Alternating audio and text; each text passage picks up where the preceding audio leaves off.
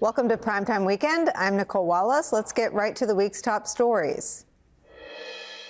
An epic meltdown from the ex-president this afternoon, speaking with three journalists at the National Association of Black Journalists Conference in Chicago, a conversation that imploded right before our very eyes on live TV, essentially right out of the gates. Trump immediately breaking into a tirade against the first moderator, Rachel Scott of ABC News, who asked him about his past comments on race.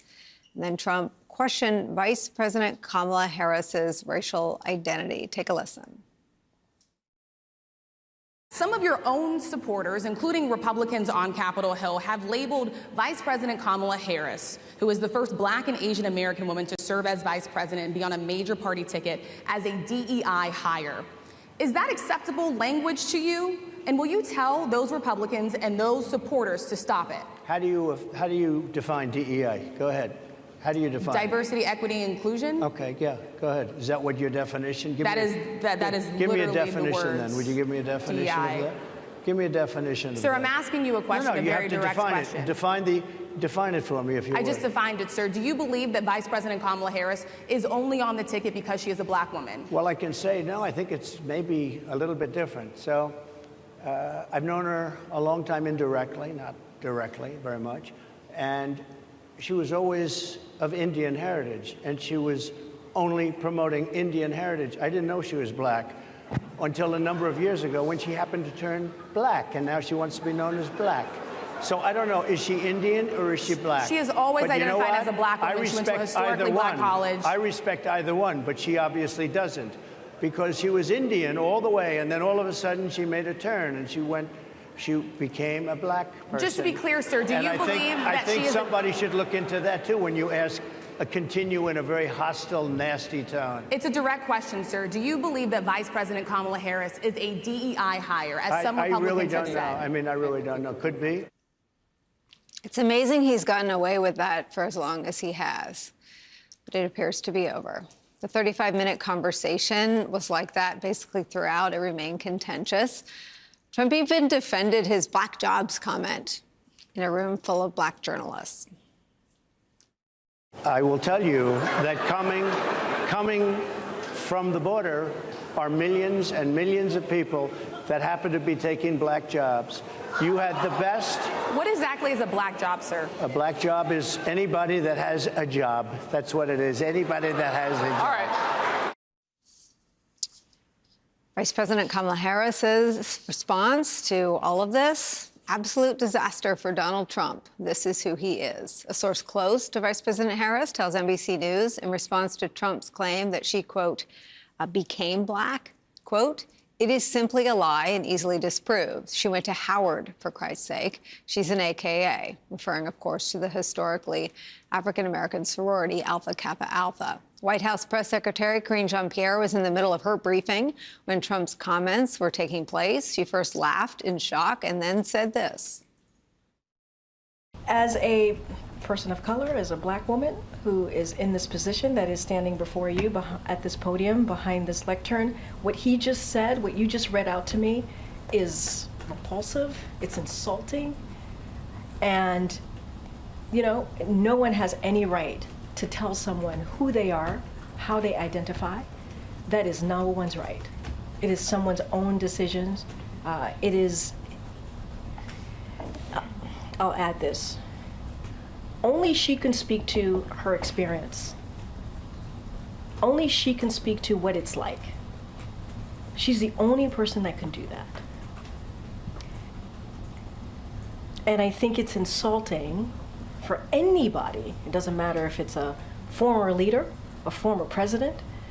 It is insulting. And we have to put, she is the Vice President of the United States, Kamala Harris. We have to put some respect on her name. So we start today with some of our favorite experts and friends. The Reverend Al Sharpton joins us. He hosts Politics Nation right here on MSNBC. He's also the president of the National Action Network. With me at the table, former senator and co-host of MSNBC's How to Win 2024 podcast.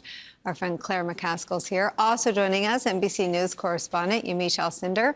She was at the convention in Chicago watching Trump's appearance as it took place. She's also our correspondent on the Harris campaign. Yamiche, let me start with you.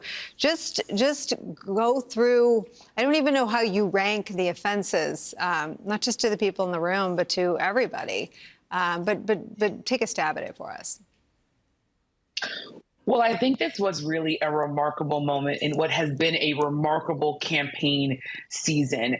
To see former President Trump in front of a group of Black journalists who invited him to answer questions about policy, about his views on the campaign trail, about his views about America and his vision for the future, and to have him go after Vice President Harris in this way that is really questioning her identity, questioning her authenticity, was really something to behold. And I think as someone who's covering the Harris campaign, and it was covered frankly, the vice president, but when she was a senator way back, more than a decade now, I've been following her work and interviewing her.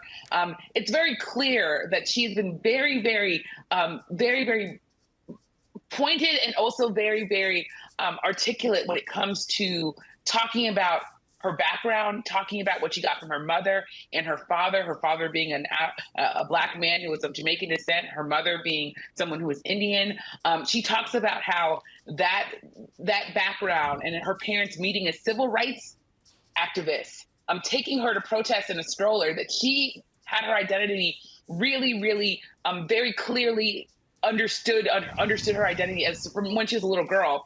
So to hear him say that she had been claiming to be only Indian and only now is talking about being African American is just frankly not true, Nicole. She went to a historically Black college. She pledged and joined a historically Black sorority, Alpha Kappa Alpha Sorority Incorporated, the first historically African American sorority founded in this country.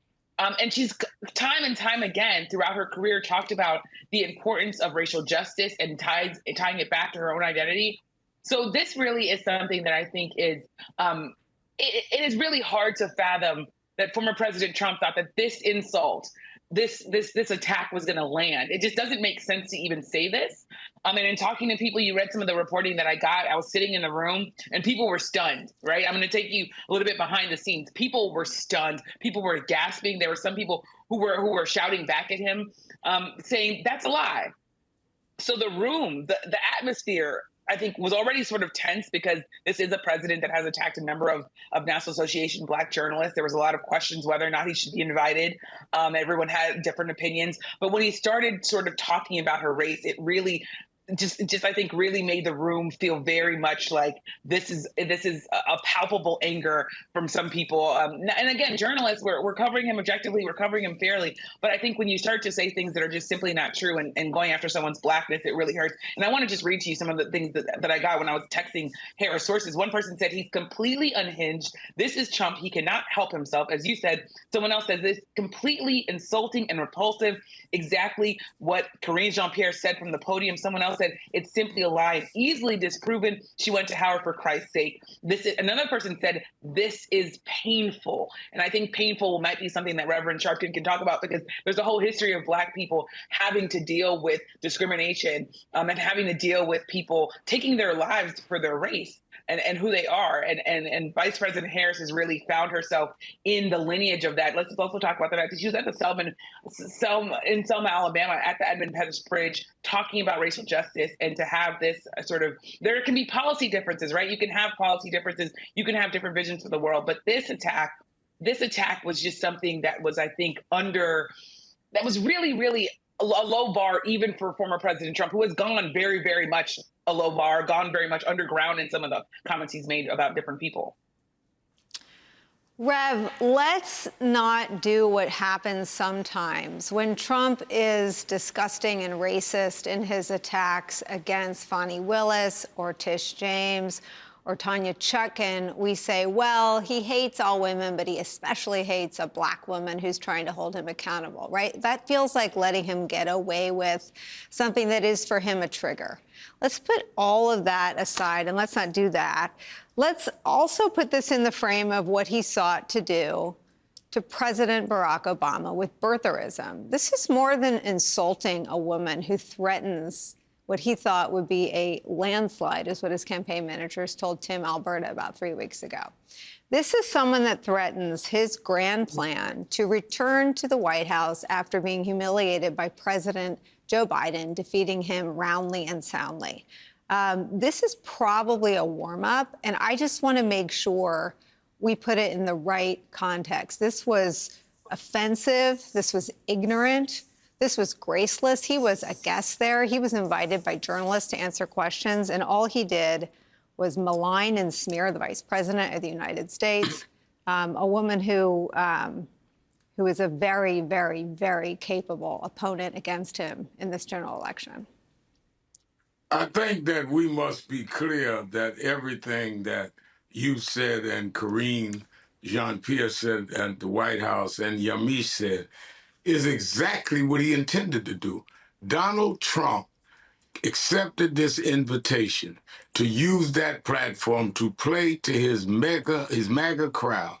And those bigots that will say tonight, he went in there and stood up to those black journalists, stood up and called the vice president someone that is not proud of who she is, played to those few black men that he's trying to get off that he can start this. And I went in there and stood up to them and told them he did what he intended to do. You are right, Nicole. We already know he has serious problems with blacks, period, particularly black women. And don't, God forbid, if you're a black woman to stand up to him. That's a given. What you have to ask yourself after seeing this performance for almost a half hour is, what did he do it for? He came to do what he did. He came to use them as a backboard to score with the MAGA crowd, to say, I'm one of y'all. I will go to their own conference and do everything but call them the N-word. And I will try and act like their candidate, their hero, this strong black woman they're rallying around. She didn't even say she was black until a little while ago. When did we not know she was black? When she was elected the first black district attorney of San Francisco? Or maybe when she was elected the first black attorney general of the state of California. Or maybe we missed it when we said she was the only black woman in the U.S. Senate, or the only black woman to run for vice president. Why play into this illusionary picture when we can deal with who the painter of the picture is? Donald Trump saw the NABJ as a useful platform for him to show that he will stand up to blacks and call us whatever he wants to call us and attack our people in their face, and they ain't gonna do anything about it. That's what he went to do, and that's what he did. Claire. Yeah, I don't disagree with Rev, although he's trying to get votes. And what I'm trying to figure out is, what votes did he think he was going to add to his MAGA base by doing what he did today? I can't imagine that he is so dumb that he thought he would add any black votes by talking about black jobs and saying what he said about the vice president. And maybe he is just trying to show the MAGA base that he would do this, but they know that already. They know he's one of, many of them agree with him about his less than view of people that don't look like them. So then the question is he trying to get us to talk about him?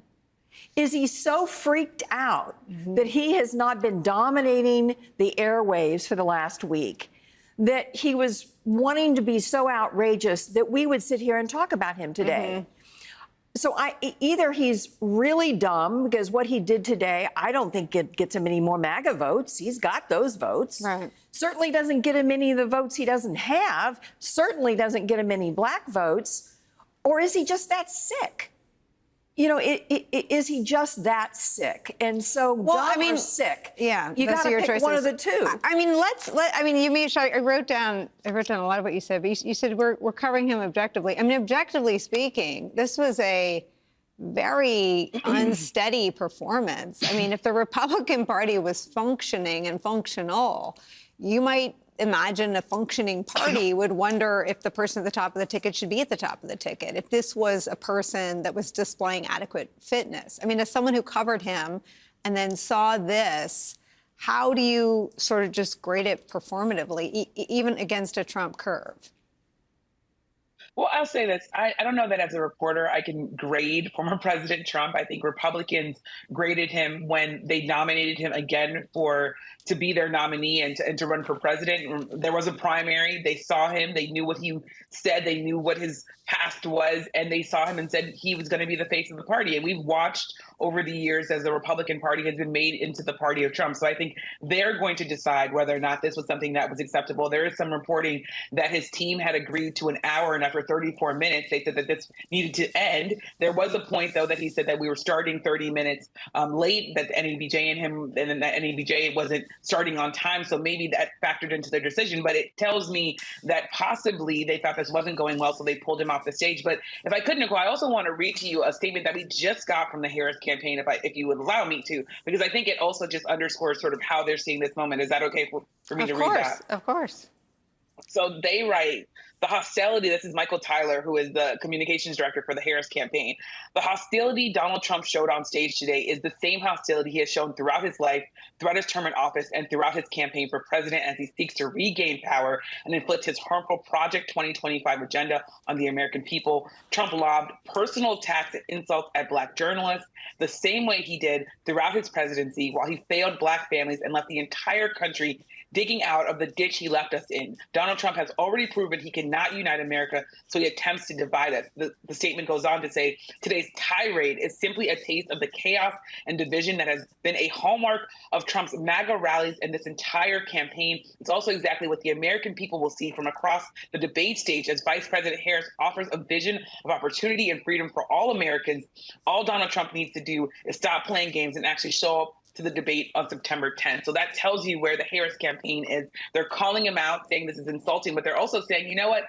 And this, I think, goes back to what Vice President Harris said yesterday when she had a campaign rally in Atlanta with some 10,000 people there. She said, if you have something to say it to my face. So this is the campaign following up on that, saying, if you want to say something about my race or my policies or how I dealt with the border, say it to my face and show up on September 10th and debate me.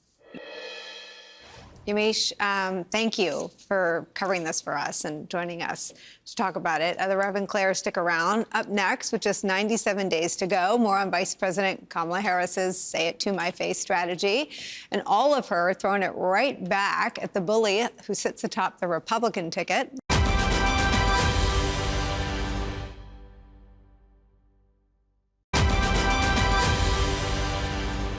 So last week, you may have seen, he pulled out of the debate in September he had previously agreed to. Well, Donald,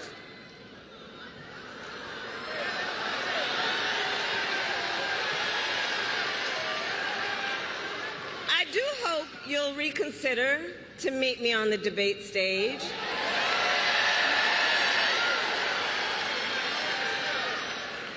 Because as the saying goes, if you've got something to say, say it to my face.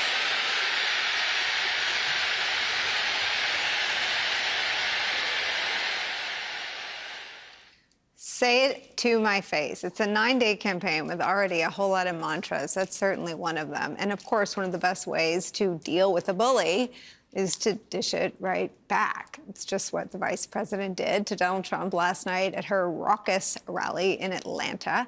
It's her second official campaign rally. The excitement and the energy were palpable to everyone in attendance. Harris last night returned to a state key to her and President Joe Biden's 2020 win. That state rewarded her with her biggest crowd to date. The Harris campaign said that 10,000 people were in attendance. The race for the presidency has completely transformed since Harris announced her her candidacy. She has raised records of dollars in donations, has been all over social media, and has cultivated a renewed sense of hope and momentum among the Democratic Party and the broader pro-democracy coalition. She will announce her running mate by next Tuesday, and the two will hold their first rally in Philadelphia, kicking off a 4-day barnstorm of battleground states. Harris is on the offense, on the ground, and on TV. A new campaign ad takes on Trump's baseless attacks against her over the subject of immigration.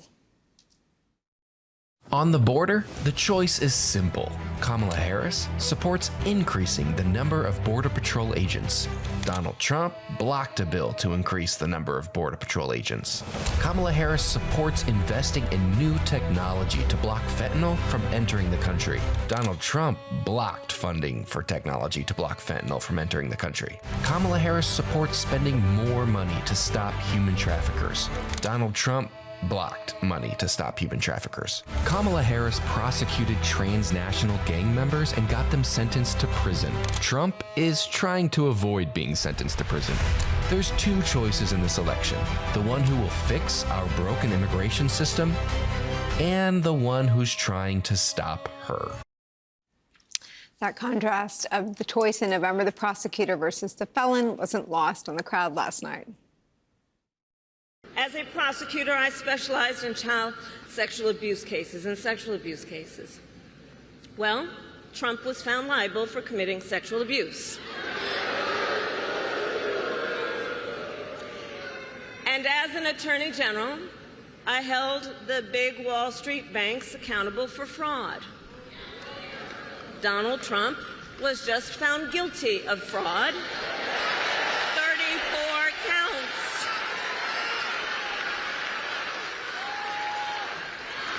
So in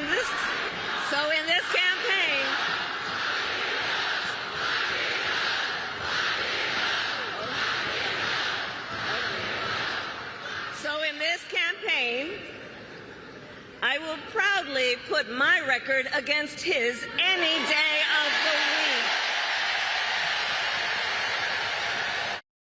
We're back with the Reverend Claire. One of the most important things she's done in a so far flawless candidacy is to start to put this central fact out on immigration. It is so beyond debate that Trump is the reason Republican and Democratic bipartisan immigration reform wasn't passed. Trump bragged about it. I mean, that's how true it is. Trump said, yeah, I killed it. And in the State of the Union address, one of the highlights was the Republican senator who'd worked with the White House mouthing, it's true. It was the senator from Oklahoma. What's his name? Jim Lankford. Yeah, Lankford. So just weigh in on that piece, and then we'll get to the energy. As you well know, Nicole, having been in a few campaigns yourself, you do not win a campaign on defense. You win a campaign on offense.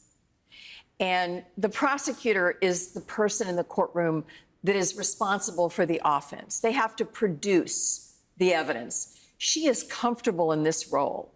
She is, in fact, prosecuting the case against Donald Trump, the case why she would be better in terms of immigration than he would.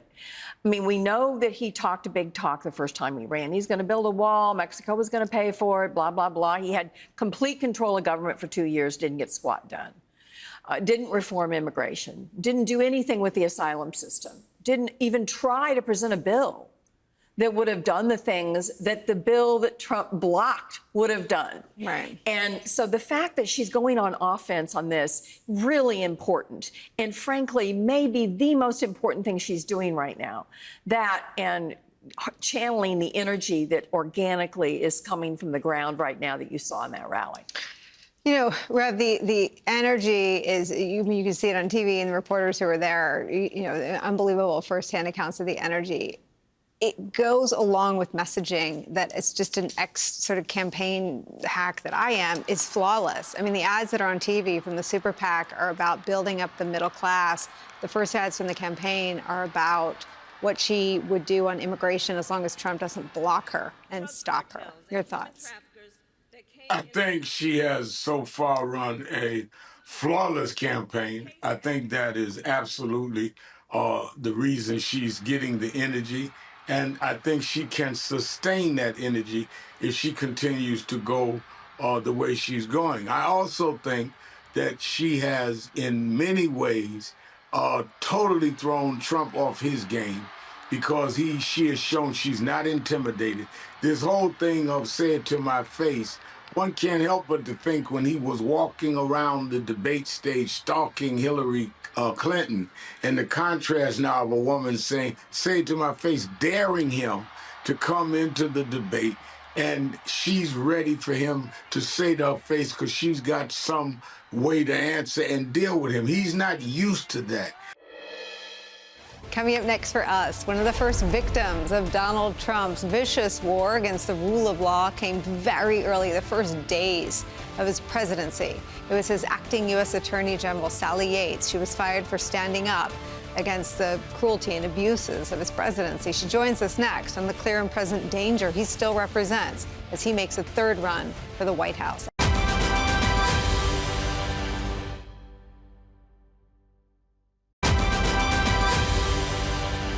You know, it's bad when Donald Trump, never one to back down or apologize for anything, is working desperately to put some distance between himself and Project 2025. Realizing that the 922-page how-to book on ending American democracy is weighing down his political campaign. Yesterday, the director of Project 2025 announced that he is leaving his position, thanks in part to pressure from the ex-president. Begging the question, if Trump had nothing to do with Project 2025, how could he get the director of Project 2025 to step down from Project 2025? The clear and present danger posed by Project 2025 and Donald Trump's plans for the Justice Department is why dozens of former DOJ officials, including our next guest, came out with a powerful letter last week endorsing Vice President Kamala Harris. They write in the letter this, quote, "The fabric of our nation, the rule of law, and the future of the democracy are at stake in this election. The stakes could not be higher. Former President Trump presents a grave risk to our country, our global alliances, and the future of democracy." Joining our conversation, former acting attorney general during the Trump administration, Sally Yates, is here. It's so nice to get to speak with you. Well, it's great to be with you, Nicole.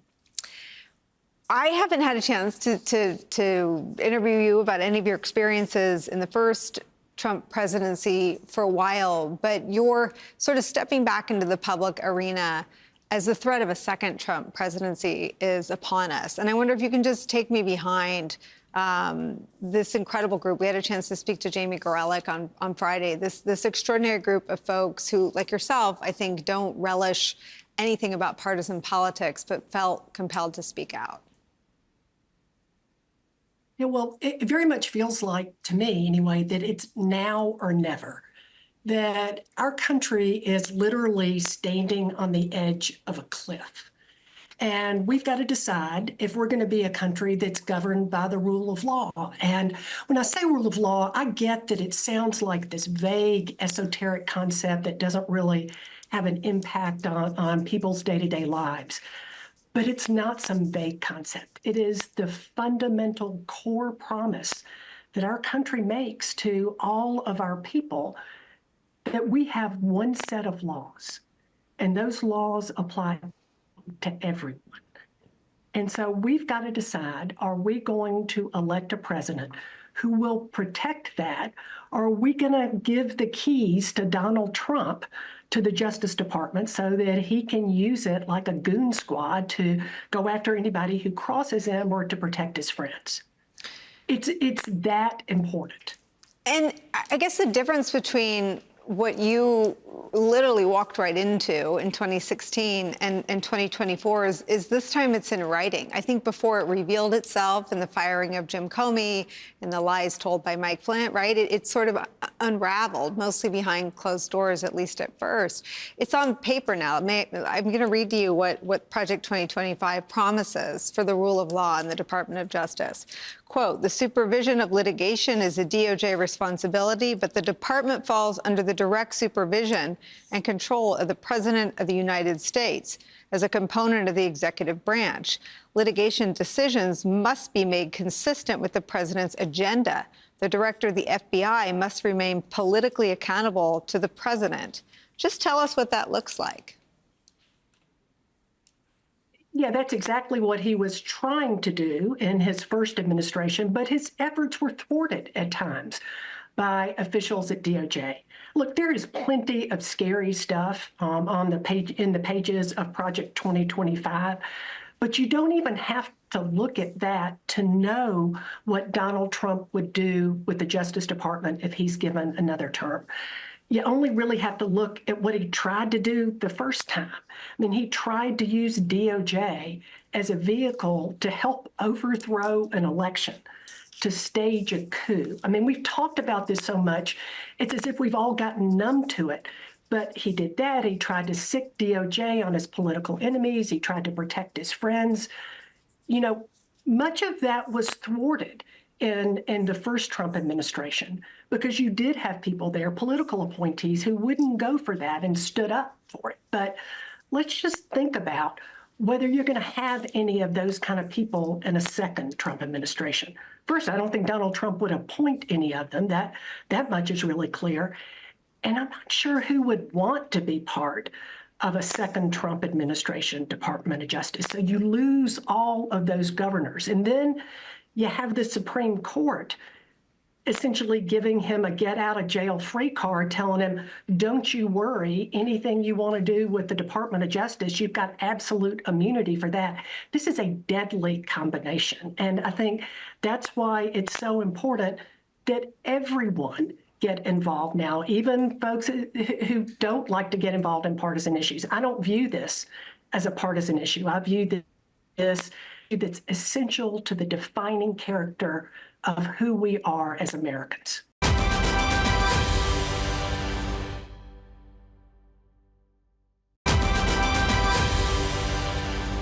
Up next for us, Fred Trump is here. He'll join us at the table to talk about his new book. It is heartbreaking.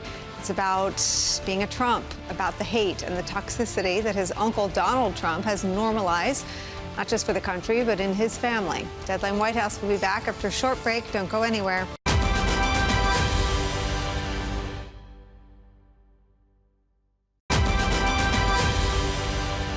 Written by a nice reporter. Now the poor guy, you got to see this guy. Oh, I don't know what I said. I don't remember. He's going like, I don't remember. Oh, maybe that's what I said. Obamacare is a catastrophe. Nobody talks about it. You know, without John McCain, we would have had it done. But John McCain, for some reason, couldn't get his arm up that day. Remember? He goes that like that. That was the end of that. 2 nights ago, we all heard Crooked Joe's angry, dark, hate-filled rant of a State of the Union address. Wasn't it? Didn't it bring us together? Remember, he said, I'm going to bring the country together. I'm going to bring it together. Whether it's mocking the sitting president, Joe Biden, over his lifelong battle with stuttering, or mocking a war veteran like John McCain for the injuries he suffered while he was a prisoner of war, or mocking a journalist who suffers from a congenital muscular disease, we have seen this before, right? For Donald Trump, cruelty is the whole point. No one knows that better than our next guest. The disgraced ex-president's nephew, Fred Trump, whose beloved son, William, Donald Trump's grandnephew, is living with complex disabilities, the result of a neurological disorder.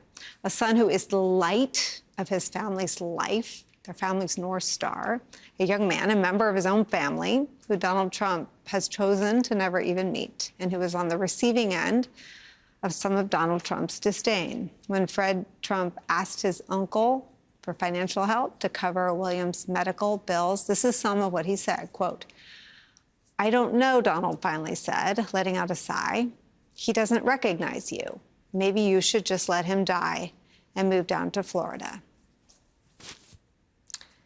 That depravity, that moral rot, that, frankly, sociopathy, This has become normalized. It's who he is, right? Trump's calling card. But for his nephew, Fred Trump, it was also a last straw. It was a tipping point that inspired him to break his silence in a new book, All in the Family, The Trumps and How We Got This Way.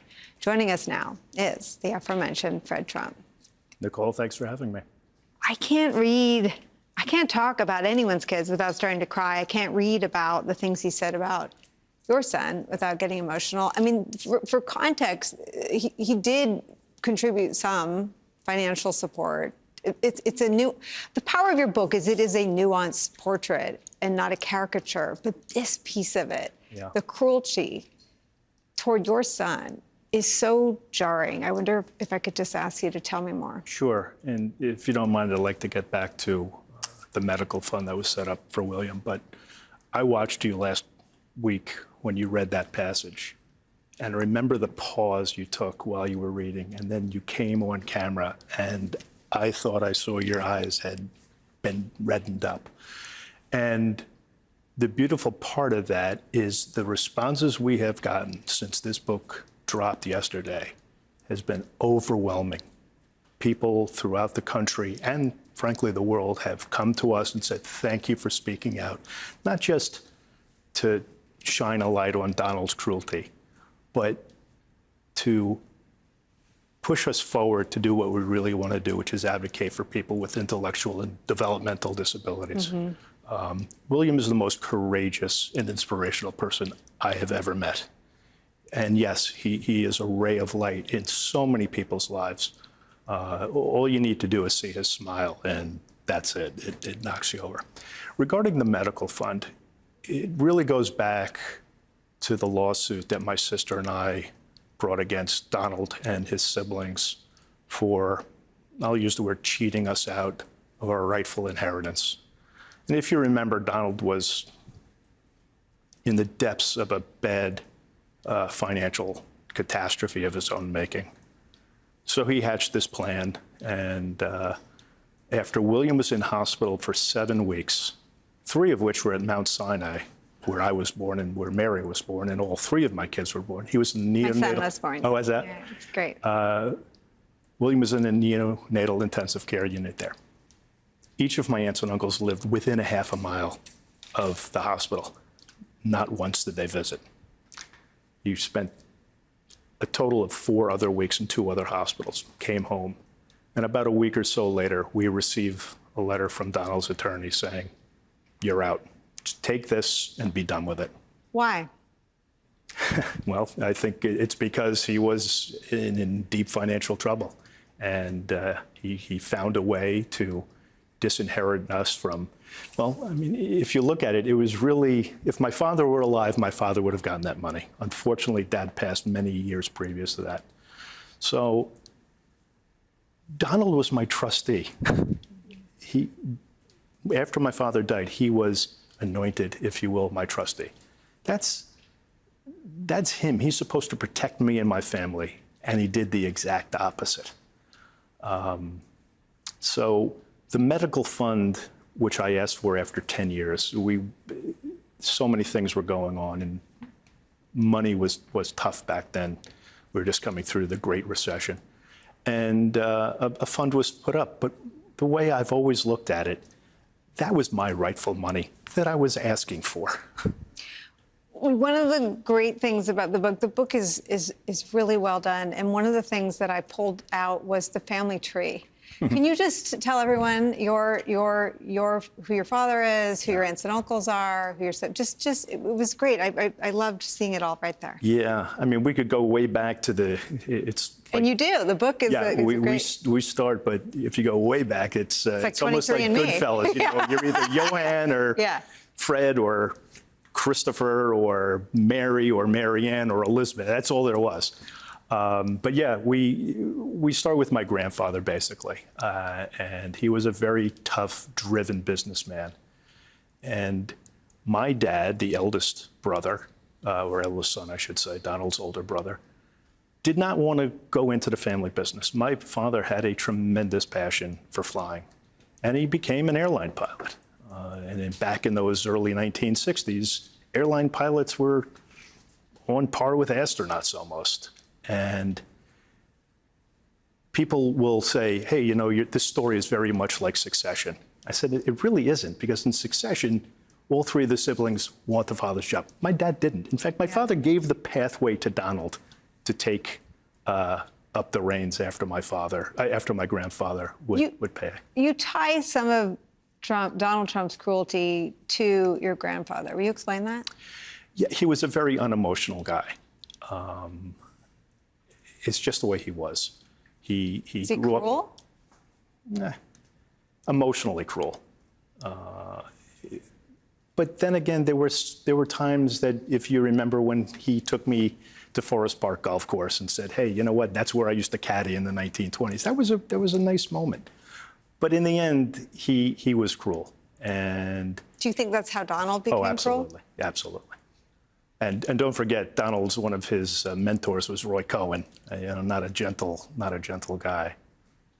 When I covered the children in cages, family separation, I had the same emotional and I think reaction on the air as I did when I read the passage about his reaction to your son. And I wondered how he could treat babies that way. But when I read how he treats his own family, it computes. Yeah. How do you deal with watching him scale his cruelty across the country and across the globe? Well, I know him so well that it makes him feel better than anybody else. You know, I call it trickle-down cruelty. He doesn't like this group, and he makes this group not like this group, and it just keeps going down and down. It's unfortunate. It really is unfortunate, because just think if he had used his wealth and his power when he was president to do good things instead of, you know, threatening to end democracy as we know it and to give billionaires tax breaks and stuff. It could have been a whole different story if he could have used his abilities for the good. And maybe I'm trying to make up for that.